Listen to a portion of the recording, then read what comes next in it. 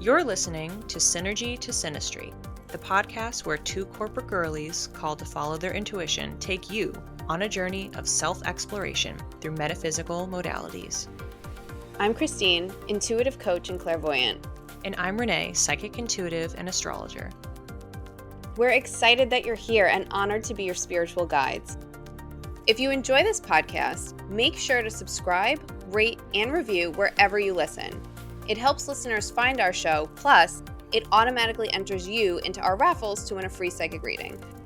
Now, let's get into the episode.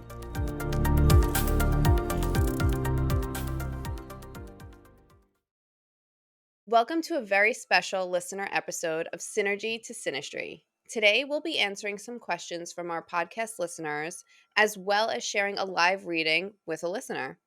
If you'd like to be read on the podcast through a write-in question or a live reading, please email us at synergytosynastry@gmail.com. Today's listener opted to remain anonymous, and you can too. Before we get to that reading, let's answer your content questions. Okay, so the first question we have from our listeners, it was phrased in a way of, do our pets go to heaven? But basically, do animals have souls? Can we communicate with them after they've passed on like we communicate with our human friends and family who have passed on? Never had a pet, so I've never made any sort of attempt to do this. For the listener, Christine is appalled. Her jaw is on the floor. I have heard of this as a thing from books I've read, from listening to other intuitives. There are some psychics out there who specifically work with animals who have passed over, and there's others who are just generally mediums and they also happen to connect to animals. I have not personally done that, but I have less drive to do that because I don't have any loved ones in animal form. My mind has been blown. Renee and I chat a lot, and I haven't known this about her, so this is new for me. Renee is a pet aunt by default because my cat Copper is obsessed with her. Well, I have had many a pet in my life, and I have had a medium communicate with them, so I can attest that that has happened. I also did a reading for someone who had questions about their dog, and I channeled into that dog's energy, and that was accurate. And what's interesting is I just listened to a recent podcast episode from Teresa Caputo. The name of the episode is The Healing Power of Connection, where the person that she reads, her pets come through for most of the episode, which I thought was really interesting. So I feel like the universe put this in my path to confirm that, yes, our pets have souls. And yes, once they cross over, we can communicate with them like we would any other spirit. As you were saying that, I was remembering that I recently finished the book Signs by Laura Lynn Jackson. Have you read that? Mm-mm. I No. recommend it. It was a good read in general. It was an easy read. Content warnings. There's a lot of death in it and a lot of dead children in this Oh, book. wow. Yeah, so I'm like, oh gosh, another one? It's so sad. But one of the arguments that she makes in the book as a medium, we all give off and are made up of energy. And of course, if we're made of matter and made of energy, so are trees, so are cats, so are any other living thing. Keep in mind, we already know that there are some animals out there that use echolocation, things that we can't necessarily see or hear. There's just more beyond what our bodies can perceive. So to walk around thinking, well, there's no way that we could ever connect with them, I think a lot of pet owners would disagree. Like, how many times, if you own a dog, does it just randomly start barking? There could be a spirit there, and the dog is sensing the energy, just as we could sense that somebody who's passed on has entered into the space. It would make sense that if any sort of animal that has connected with people passes over, that it would be able to do the same thing. The second question that we're going to be talking about today was inspired by the Spirit Council and Akashic Records episode. That was episode 13. And the question reads, how do you use a Spirit Council for a collaborative initiative? We actually have a perfect example of this. We, as in myself and Christine, when we finally met for the first time and we were in person and we had our own little retreat, we did a joint Spirit Council. The reason that we even thought to do this is because we were taught through the Nuurvana program that you can have multiple intuitives tapping into the same council, whether it's a project or a business, or in our case, a podcast. How Christine and I were taught to do this is that you sit down in meditation, and we have access to one of the pre recorded Nirvana activations. So we were using that.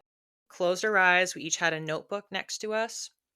We had set the intention going in that we wanted a short list of questions addressed as relates to planning season 2 of the podcast. You visualize your highest self entering into a movie theater. I was picturing Christine entering, she was picturing me entering, and that we energetically tie into the screen or tie to each other. And then we follow the meditation through the rest of the instructions. Christine had her pen flying and racing across the paper, taking a ridiculous amount of notes. I was trying to stay in it and not open my eyes. It's a practice that I've been working on, that I've gotten in a habit of meditating and pretty much just having my eyes open most of the time rather than really trying to go in and lose myself more in it. So I waited until afterwards when the meditation had finished, opened my eyes, wrote my notes down, and then we turned to each other to compare what we came up with. So, Christine, do you want to share some of the highlights or just your thoughts on that experience? Yeah, I just think it was pretty cool that we kind of took what we had learned, right? We know how to go to the spirit council and we know how to sort of intuit into the same thing together, and we kind of smashed them together. So I felt like it was a graduate level course for us in intuitive abilities. Since we set the intention to do it together, we came out with similar stories. Like we truly Mhm. did have a collaborative experience together, which I thought was really cool. We both had overlapping imagery. I've done the spirit council meditation so many times since we recorded that episode. And typically, I'll see relatively the same imagery. Maybe what I'm wearing in the meditation swaps out. Maybe different animals or flowers or things are appearing. But the basic framework of the world that I've built when I navigate through that meditation are the same. And as an example, there's one part where you cross over a small stream to go into the woods. And when I started to do that, I saw a black fog going underneath, which was very odd because I've never seen anything like that before. It's usually just the water and I'm interacting with it, or I don't and I keep going. And when I shared this with Christine when we came out of it, she said, "Oh, I see black fog all the time." I had no idea that that was something that was a part of her normal intuitive world for these readings. And it popped into mine, and there were aspects of hers where, as an example, when you sit down at the table with different guides, I had some of Christine's guides and she had some of mine. Where when she was telling me about who was sitting at the table, I was like, "Oh yeah, no, I've had a person like that before," and that's not something that she knows. Yeah, I think those things were just cool for me. Like we were like reading each other and reading something else at the same time. I was very impressed with us. So, for listeners, if you are curious to try this, we have an infographic out on social. You can also go back and listen to episode 13 if you want to hear the overview rather than reading it. We just happened to be in the same room. We thought it was a great opportunity to do the spirit council together, but you could do it asynchronistically if you wanted, because ultimately each of you are either going to get overlapping information or insights that are complementary. And that was the outcome that we had for ours. And we're excited to use everything that we learned from that and apply it to season 2. Before we share the live listener reading, we'd like to acknowledge that the audio quality is not ideal. There was a very active and adorable child at play, so you'll periodically hear sounds of chatter weaving in and out. The audio was cleaned as much as possible during post production, and your understanding is much appreciated. We hope you find this vulnerable conversation and intuitive messages shared to be just as insightful as always. And now let's get to the live reading from our listener.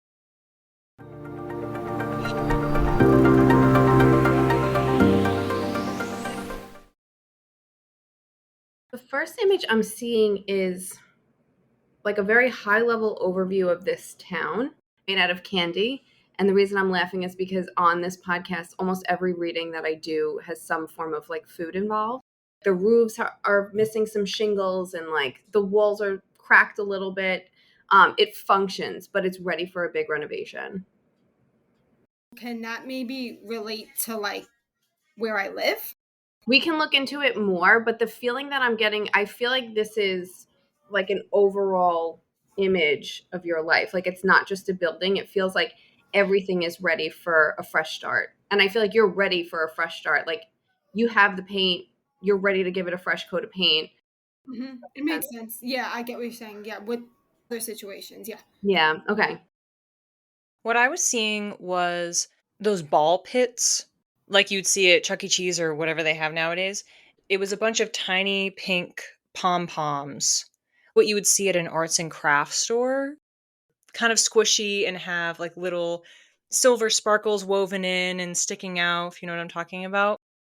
But you're looking for just one in particular. So I'm just seeing like fingers going in, and you're just reaching and trying to find just the perfect one that you want.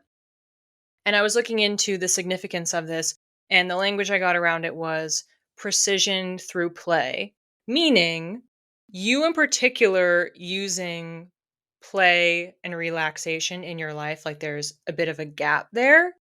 Why do you have to dig for just the right one?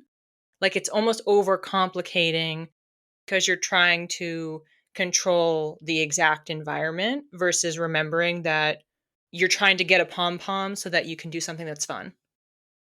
Well, I definitely feel like I don't have any of that fun in my life and no relaxation. I feel always on that high alert feeling Mhm. and hyper vigilant. Mhm. I have Totally. that issue because of my living environment.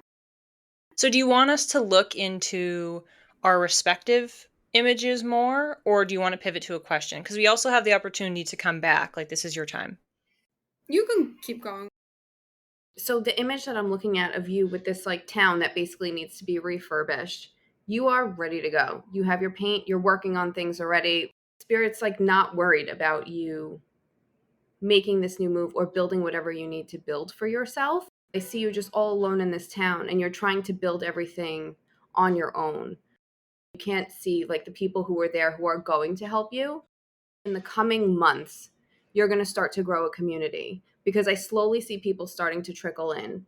Part of what makes it hard is that I feel like you're almost not used to having a community. So you're not going to know what to do with it at first. But Spirit wants you to know it's coming. And what they want you to know is to have a lot of grace with yourself. We are humans and we are messy, and that is just the nature of being human. And you're going to meet new people and you're going to make mistakes and you're going to play in your head certain interactions and like, why did I say that? And this is all part of the human experience. Even though things seem very tough right now, putting yourself out there and just having a conversation, whether it's perfect or not, is exactly what you need to be doing. We're not going to keep everybody that we meet. The community that you're going to invite to stay is going to love you no matter what. So maybe you use the wrong word in a sentence, they don't care. Or maybe you were just off one day. I definitely feel that this relates to where I'm at right now because I am feeling that I need to make this change in my life because I think it would be healthier for me because I'm starting to feel like totally emotionally drained and physically sick. I'm very sensitive like that because I have a lot of sensitivities to energy and just people. It drains me. Sometimes I feel sick from certain situations or negativity, and it's gotten to a point beyond what I can even handle physically anymore and mentally. But for a very long time, I would feel ready, but not ready. I can't explain it, but literally just recently, just the last few days, I'm starting to feel a different kind of ready. Yep, you were doing exactly what you were supposed to be doing. You knew you had to make a change. You were sitting on it until the right moment, and now's the right moment. So spirit is actually congratulating you for listening to your own intuition. Like they And no want one like believes me that I want to make this change because you. I've been stuck in this very negative situation, surrounded by conditional love, surrounded by, I want to say, narcissism. I always was around family. I had a business. I was always around kids and people that became like my family, and I lost my business to COVID, and I lost both of my parents. I would say definitely for us over the last year, but it was probably building before that. Everything crumbled. And I think that's something that's happening during this period of time so that we can start to rebuild. And when I say we, I mean us sensitive people can start to rebuild in a way that's 10 times better for us than anything ever was. But of course, nothing's easy. And the reason I say this is to let you know that you're not crazy. We're all feeling it. So with that, I'll let Renee go. Thank you.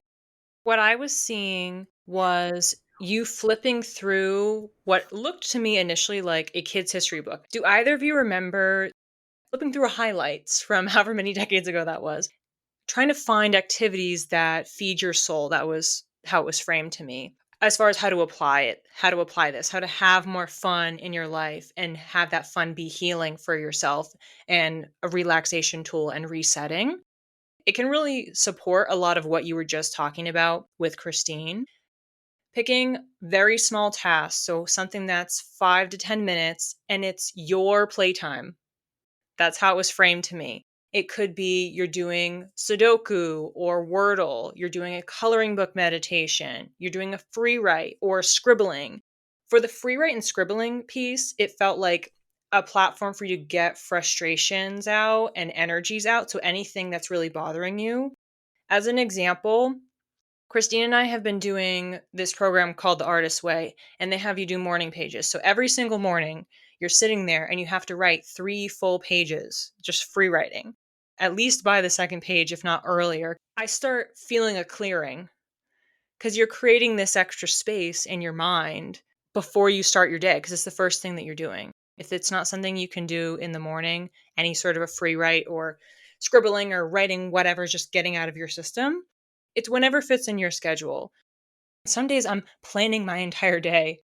I'm not reflecting on my life. Other mornings I have a ton of ideas that come through because you're giving yourself space to think and play and engage with topics or perspectives that you don't normally. Also, more examples of things you could do. It could be literally eating a piece of chocolate with intention. You are saying, "This is my playtime." And even if it's 1 minute, because that's how long it takes you to eat that small dessert, then it's the intention of you saying, "This is a fun thing for me. I can enjoy this," and just kind of feel centered and reset. The larger nudge here that I'm getting with all of this imagery is a return to your inner child. Have you heard of inner child work? No. You can do this in therapy. You can do this with journaling questions. That's really the easiest inroad. If you just Google inner child journaling questions, you'll see hundreds and hundreds and hundreds come up. In our lives, we tend to lose some of that passion or the things that we really enjoyed when we were kids. And in some ways, it's tied to trauma or bad environments or negative influences of people in our lives. And so you're undoing some of that by going back and reflecting.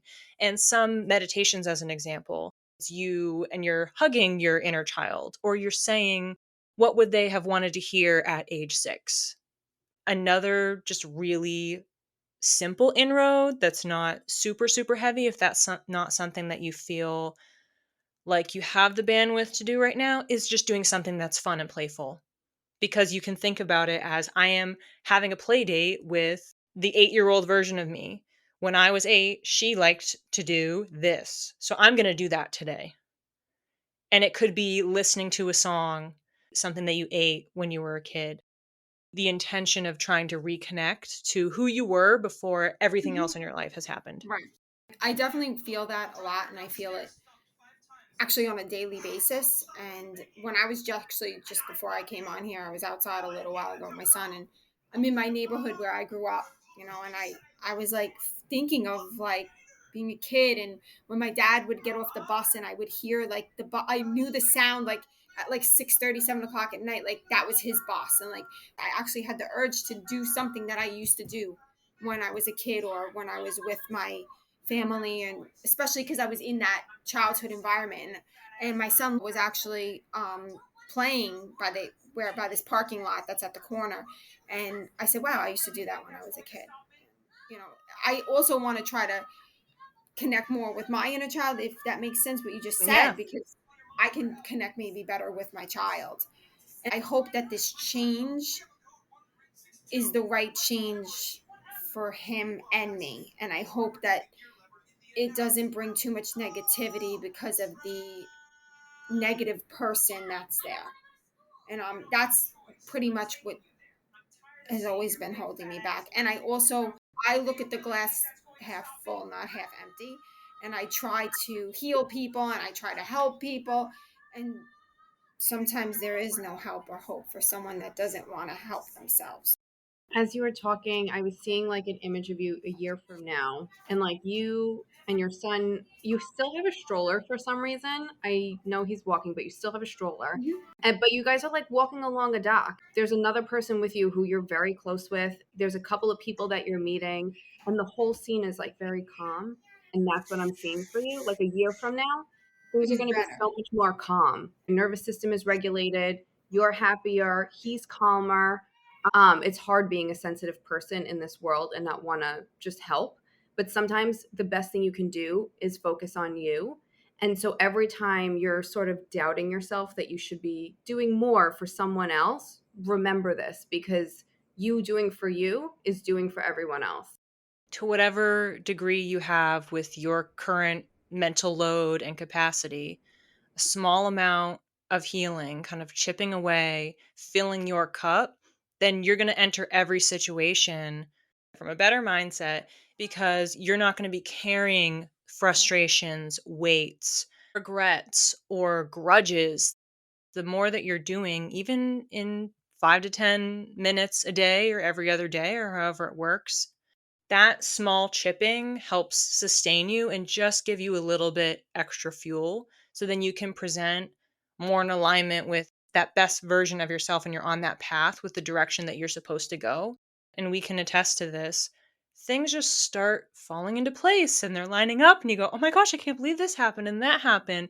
Shifting your own energy actually has a very big impact on the world that you're then seeing, how you view it, and then the pieces around you, who you're choosing to engage with, decisions that you're making, opportunities that are presented to you, signs that you're seeing, whatever it may be. That makes a lot of sense. So I know we're coming close to the end, but I wanted to see if you had any specific questions for us, anything you wanted to go over. It doesn't have to be a fully formulated question, but it's like, "Oh, I want to look into my career or my love life or whatever it is." It can be a general topic. Okay. And if not, then we can just wrap up, So but up to you. I mean, career, love life. Yeah, I guess I think love life also has to do with these changes. Career wise, I'm a little confused on what I should do and what I shouldn't do. And I actually started a course that I'm taking in the medical field that I actually always felt that I wanted to do. When I went to the clinicals in person, like I was surrounded by people that looked at me like a person and didn't look at me like I was just a piece of dust. Because I'm surrounded, like I said, around a lot of negativity. So I don't know if I was feeling that because I'm like, oh wow, people, or like if it was just because I was on the right track because I should be in the medical field. I love to write, like you were saying, but I also love to dance and move and feel music. Like that always brought out more of my intuitive side, and it brought out like so many connections for me. And I miss a lot of that as well. So I sometimes feel like, oh my gosh, like I wish I could do what I used to do to the capacity I was, but then I also like this other thing that I'm doing too in the medical field. So it's like I'm like this, you know. Is it both? Is it one? Is it I don't know. When you were talking about the medical field, and I'm curious how it felt for you But I feel like when you started working on this medical thing, it felt so expansive for you. Like I just saw a gold ball of light like exploding out of your heart. And it's not in your head that like, oh, just because it's new people. Like new people don't have to treat you nice, you know? Like Hmm. new people don't always give off this feeling. You No. are on the right track. So trust yourself in that. Dance for you now feels like something that is private and is just for you. It feels like however you did dance in the past where you gave it away to the public, like that's no more. This is now your own private thing. And I see you kind of either going to a studio and lighting time by yourself or being part of an adult class of people who've had a history of dancing, but now want to do it as an adult. I was listening to a podcast about a guy who grew up doing karate. He opened up a business doing karate when he was like 21. He went into like insurance or something. And while insurance doesn't sound super exciting, it allowed him to be home to see his daughter's first steps. And it was a vehicle to give Right. him the life that he wanted. And Hmm. now he'll step in and he'll do karate classes when he wants to because it's something he loves. It's totally okay for us to pivot. So my point is that medical thing feels so good. And I think you know it feels good. So go with it. Trust your intuition. You have it. Right. And I also like I was more driven to it, I guess, when I was in the environment a lot with both of my parents passing. So I was a lot like months in that environment. So I guess I saw and learned a lot. So I my interest was more sparked. I know this sounds strange, but it kind of I almost feel like it brings me closer to the last time I saw my parents. Yeah, what I was seeing, or what I asked really, was how do you create balance with all of the different things that you could be doing or that you want to do? And what I got was 3, 2, 1, meaning you could do something 3 times a week, another thing 2 times a week, and then the third thing once a week. You create some sort of a pattern, but it's not trying to put equal energy everywhere. And maybe one week you're doing something that's studying and you do that more because you have a class, and then you do homework one day, and then you read something another day. That's 3 times. And the following week, maybe you only do it once. So it doesn't have to be so regimented that every single week I'm going to do yoga 4 days. It's allowing some flexibility while making sure that you're still incorporating each of those hobbies and experiences and aspects of nourishment that will support you. So it's not going too long, you're not having Right. large lapses. If you get it to be 0, it's just a little bit harder to come back because you start talking yourself out of it of, oh, like I couldn't keep up with it. So even if you can just do it once, and even if it's only for 1 minute, okay, well, Yeah. that counts for the week, It was and something. that'll just make you feel better. Yeah. No, I definitely can connect with that. Oh, have you ever heard of cord cutting? I have actually, yeah.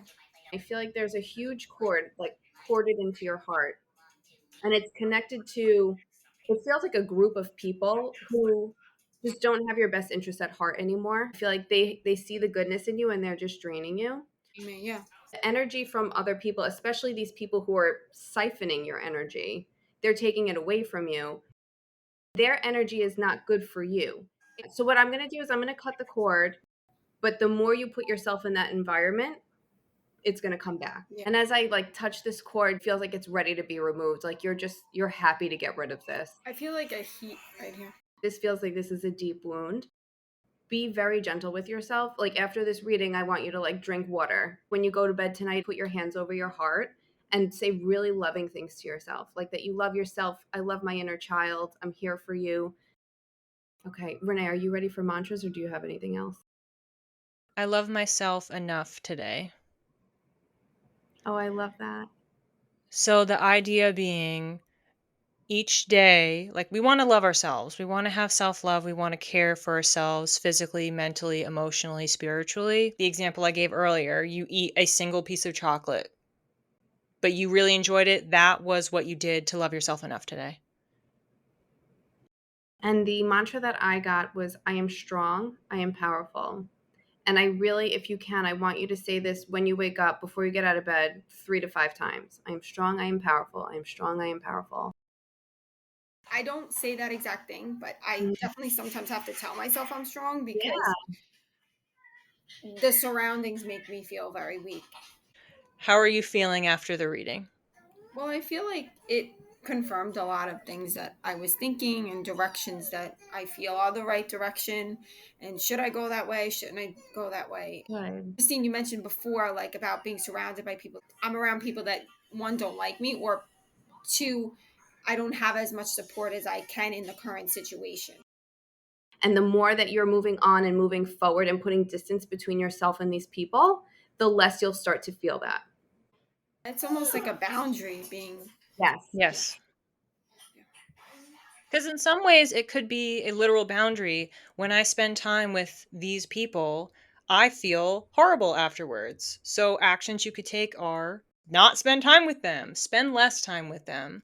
But also, by you having a self love practice of nurturing yourself, then you enter the space with them with a different mindset, a different energy, and not in the sense that you have walls up. You have such a better understanding of yourself and what you bring to the table. You're not going to take crap from them because you're going to feel different, and then you're going to be able to bounce back faster as you leave the situations or get yourself out. You're like, "I'm sorry, but not sorry. I'm exiting now. We were supposed to get together for 3 hours. We made it to 1. I'm out. Yeah. Nice to see you."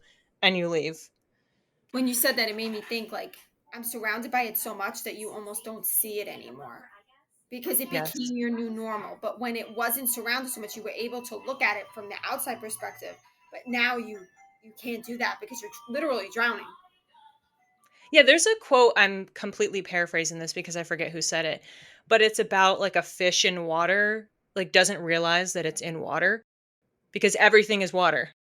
The water gets dirty and it has to be filtered and you have to clean everything out. And when you're living in it, you start to just acclimate, and then you're adjusting so much or compensating so much for the conditions that you just get used to that. You took a day trip or you spent a weekend at, family member's house, and then you come back, there's something within you that shifts. And it's just about being in a different environment, even if it's only for a short period of time. Yes, I could see that. I lost my mom and my dad, and my mom and I were like extremely like connected, like literally one person.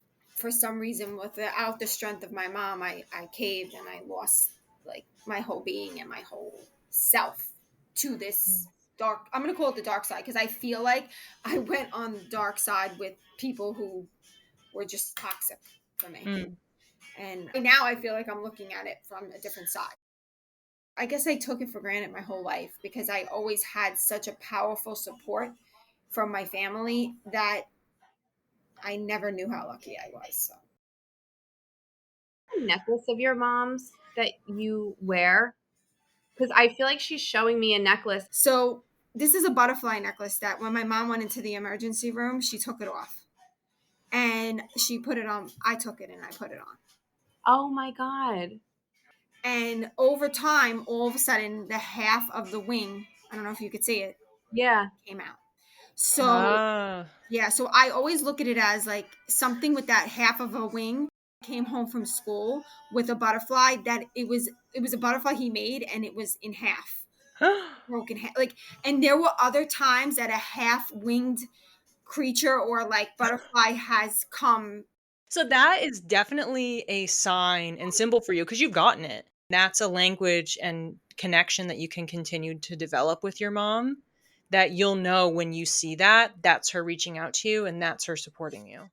Yeah, because when my grandmother died, it was a butterfly. We always would say, and then all of a Oh. sudden, when my mom died, like same thing. So I feel my mom's energy in this necklace, and I actually have one of her bracelets on too. That I actually, they were like a friendship bracelet that we both had, and I had lost hers, and one day Mm. I found it where I looked 1,000 times, Yeah. but it took almost a year to find it. Thank you for that, because that made me. Thank you. Yeah. That filled my heart. Good. Anything else before we go? No, I'm good. I appreciate everything, and this was wonderful. Thank you. Thanks for listening. If you'd like to learn more, the resources we used to prepare for this episode are listed in the show notes. If you're curious to develop your intuition, we've partnered with the Nuurvana Be Light program to give our listeners a $500 discount on tuition fees. Email us for more details and we'll connect you with the founder, Deganit Noor. Want to connect with us? You can reach me, Christine, at Channeled by Christine with one L on Instagram. And you can reach me, Renee, at _read by Renee, or connect with us both via email at synergytosynastry@gmail.com. Keep your spirit curious and your aura sparkling. We'll see you when the stars next align. Did you ever do in elementary school, like have one of your teachers have a class pet and then everyone takes turns bringing them home? Yes, I hated it. I was never allowed to take the pet home because my cats were always going to eat it. Like whatever it was like a Mm, small thing that my cats were going to yep. devour. Our issue with this hamster and why we then decided we don't want a hamster. The cage would sit in the corner of our family room, way in the back, and you would just hear squeaky, squeaky, squeaky, squeaky. Like, you just hear the wheel, and it's pitch black in there, and the thing's just running on the wheel. And I remember us talking about it, we're like, this is freaky. It sounds like there's like somebody That in is there. freaky.